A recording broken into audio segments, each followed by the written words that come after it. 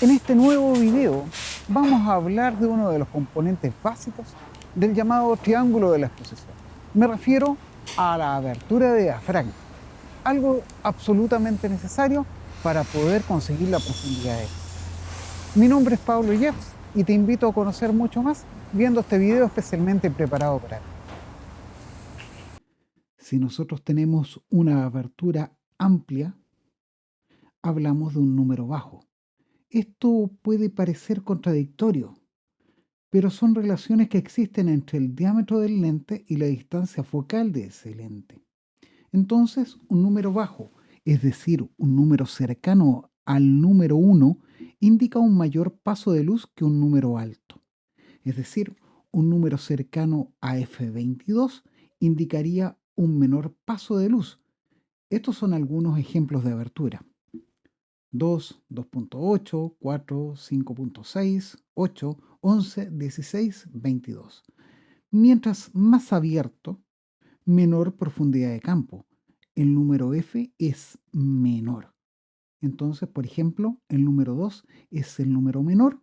El número 22 sería una abertura más cerrada. Mientras más cerrado, mayor profundidad de campo. El número F es mayor. Existe un límite práctico en el cual se obtiene la mayor profundidad de campo, la máxima nitidez posible. Y esto depende del factor de construcción del lente.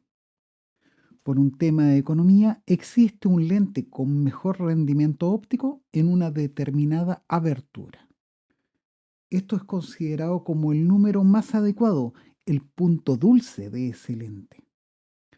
No todos los lentes se comportan exactamente igual, pero podríamos decir, en términos generales, de que este punto dulce de los lentes de la abertura de diafragma debería estar en la mayoría de los lentes en el número F8.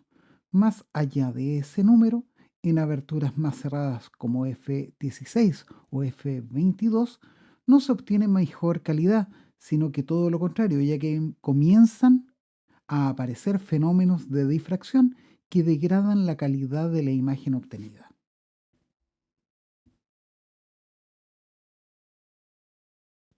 Vamos a ver algunos ejemplos de abertura de diafragma.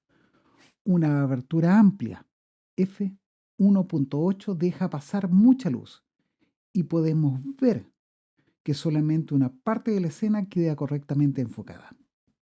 En la medida que vayamos cerrando el diafragma, dejando que pase menos luz a la superficie sensible, como por ejemplo en f5.6, la nitidez y la profundidad de campo aumenta.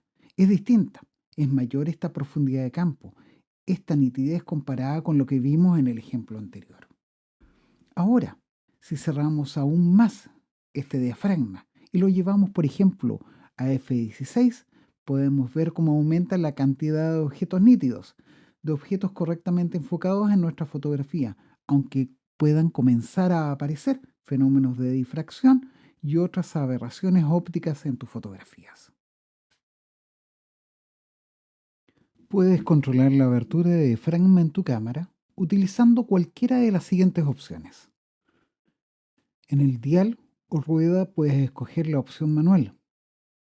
Ahí podrías tener el ajuste de la abertura y también el del tiempo de exposición. Otra alternativa es utilizar la opción A o AV.